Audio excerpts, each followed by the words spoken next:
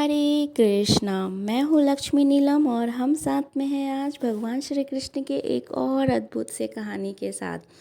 ये कहानी है एक पशुपालक की जिसका नाम है गोवर्धन। गोवर्धन हर रोज़ अपने पशुओं को चराने के लिए एक मैदानी क्षेत्र में लेके जाता था जहाँ पे बहुत ही सारी हरी भरी घासें हुआ करती थी। जब वो अपने पशुओं को लेके जाता था, उसी रास्ते में एक विशाल पीपल का पेड़ था और उस पीपल के पेड़ के नीचे भगवान श्री कृष्ण की अद्भुत अलौकिक एक प्रतिमा रखी हुई थी, मानो भगवान श्री कृष्ण साक्षात खड़े हों। जब भी गोवर्धन वहाँ से गुजरता, वो भगवान श्री कृष्ण को अपनी कृतज्ञता जाहिर करता, उन्हें धन्यवाद देता कि भगवान श्री कृष्ण, आपने मेरी ज़िंदगी में जो भी चीज़ें दी हैं मैं उससे अत्यंत प्रसन्न हूँ। आपकी वजह से मेरी ज़िंदगी बहुत खुशहाल चल रही है। ऐसा वह हर रोज़ कहता और उन्हें नमन करके फिर अपने पशुओं को लेके उन्हें चराने के लिए चला जाता। एक दिन जब वह फिर से पशुओं को चराने के लिए अपने घर से निकल ही रहा था, तभी उसकी पत्नी ने कहा कि सुनिए जी, मैंने आपके लिए नाश्ता बना के रखा है, वो नाश्ता लेकर जाइए। तभी गोवर्धन कहता है कि सुनो, तुमने कल ही माखन बनाया है ना, वो माखन भी मुझे दो आज। भगवान श्री कृष्ण की एक मूर्ति है जहाँ से मैं गुजरता हूँ, मैं आज उन्हें माखन चढ़ाऊँगा। उसने जैसे ही कहा, उसकी पत्नी ने उसे एक मटके में माखन दे दिया और वो वहाँ से निकल पड़ा। जब वो चलते चलते अपने पशुओं के साथ भगवान श्री कृष्ण के उस मूर्ति प्रतिमा के पास पहुँचा, उसने फिर से भगवान को शुक्रिया कहा और भगवान श्री कृष्ण से कहा कि भगवान श्री कृष्ण, आज मैं आपके लिए माखन लाया हूँ, आप इस माखन को ज़रूर खाइए। और रोज़ की तरह उसने फिर से भगवान श्री कृष्ण को अपने पास जितनी भी चीज़ें हैं उन सभी के लिए शुक्रिया किया। भगवान ने उसकी इस पवित्रता और शुद्धता को देखकर उसे कहा कि गोवर्धन, मैं तुम्हारा दिया हुआ जो माखन है उसे मैं ज़रूर खाऊंगा।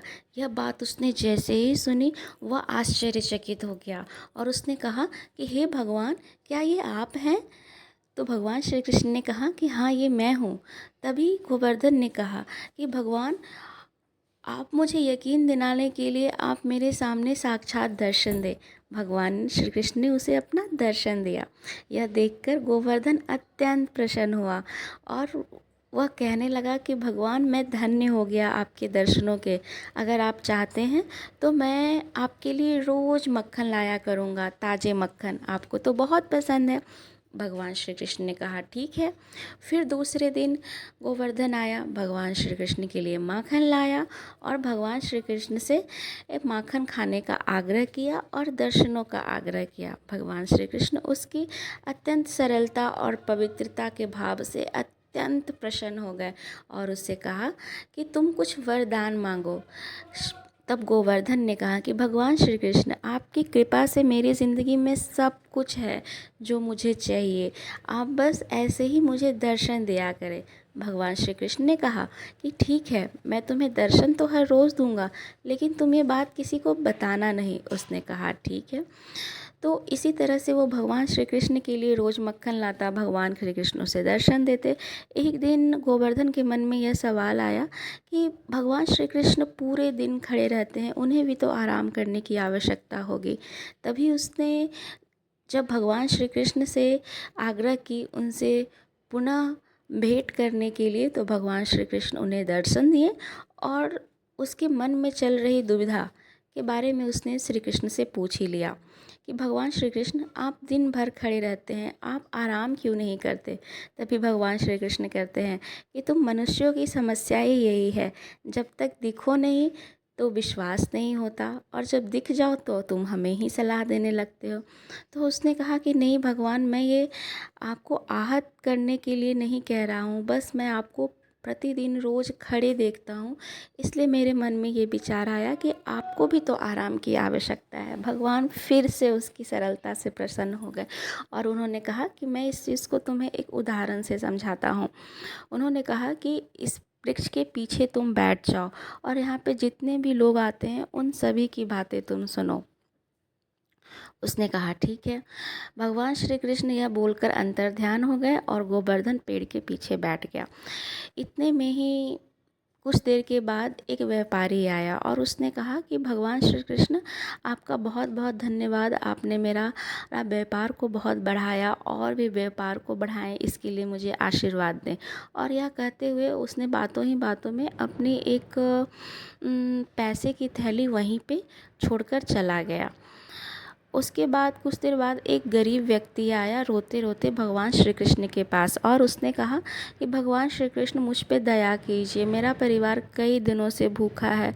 अगर मैं अपने परिवार के लिए कुछ नहीं कर पाया तो वो सभी भूखे मर जाएंगे। यह प्रार्थना वो कर ही रहा था और करते ही जब उसने आंखें खोली तो देखा कि अरे, यहाँ पे तो पैसों की एक पोटली रखी है।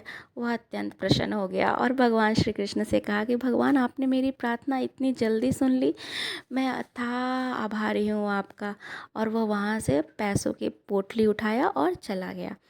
उसके बाद एक सपेरा वहाँ पर आया और भगवान श्री कृष्ण से प्रार्थना करने लगा कि भगवान, मेरा काम तो सांपों को खोजना और उसे मारना है, लेकिन ये काम करते हुए मुझे बड़ा ही डर लगता है। ऐसा लगता है कि कहीं मेरी मृत्यु ना हो जाए।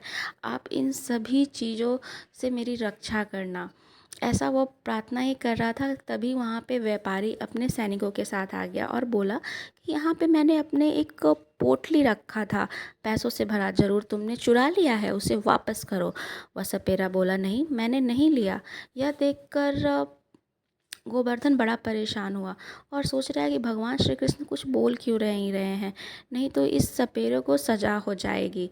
उसे यह सब देखकर रहा नहीं गया और वह सामने आ गया और व्यापारी से कहा कि यह सपेरे ने तुम्हारे पैसे नहीं चुराए, बल्कि एक गरीब आदमी अभी कुछ दूर ही गया होगा, वही तुम्हारे पैसे लेके चला गया है। यह कहकर व्यापारी ने कहा कि तुम ये कैसे जानते हो? तो उसने कहा कि मैं यहीं पीछे बैठा था, सारी चीज़ें सुन रहा था। ये सब चीज़ें हो गई तो गोवर्धन को बड़ा अच्छा लगा कि मैंने किसी निर्दोष आदमी को सज़ा देने से बचा लिया और सभी वहाँ से चले गए। तभी गोवर्धन भगवान श्री कृष्ण को फिर से याद करता है और भगवान श्री कृष्ण पुनः आते हैं और उन्होंने कहा, गोवर्धन ने कहा कि भगवान श्री कृष्ण, मैंने आपका वादा तोड़ दिया क्योंकि एक निर्दोष की सज़ा हो रही थी। तभी भगवान श्री कृष्ण ने कहा कि गोवर्धन, तुमने मेरी बातें ना मानकर बड़ा ही अनर्थ किया, क्योंकि वो जो सपेरा अभी वो मर चुका है। तो उसने कहा ये कैसे हो सकता है? उसने कहा कि अगर वो व्यापारी उस सपेरे को पकड़ कर ले जाता तो उसे सांप रास्ते में नहीं काटता और वो जो निर्धन व्यक्ति यहाँ से धन लेकर गया है उससे उसके परिवार का भरण पोषण हो जाता। अब उसके परिवार भूखे प्यासे बिलखते मर जाएंगे और उस व्यापारी का अगर थोड़ा सा पैसा खो भी गया था तो उस पैसे से उसे कोई नुकसान नहीं होने वाला था। यह बात गोवर्धन को समझ में आ गई कि जो हो रहा है उसे होने देना चाहिए। हमें बिना कारणवश किसी भी कार्य में हस्तक्षेप नहीं करना चाहिए, क्योंकि जो हो रहा है वो भगवान द्वारा लिखा हुआ है, वो विधि में होना ही है। इस बात से गोवर्धन बड़ा परेशान हो गया, लेकिन भगवान श्री कृष्ण ने कहा कि कोई बात नहीं, ये सारी चीज़ें होनी ही थी इसलिए हुई, लेकिन जब भी कुछ चीज़ें हो रही है वो तभी हो रही है जब भगवान की उसमें मर्जी होती है। मैं यहाँ पे बैठा हूँ, मैं यहाँ पे खड़ा हूँ, यहाँ पे हर वक्त हर घड़ी लोग अपनी मनोकामनाएं लेके आते हैं और उन्हें मैं पूरे करने के लिए तैयार हूँ।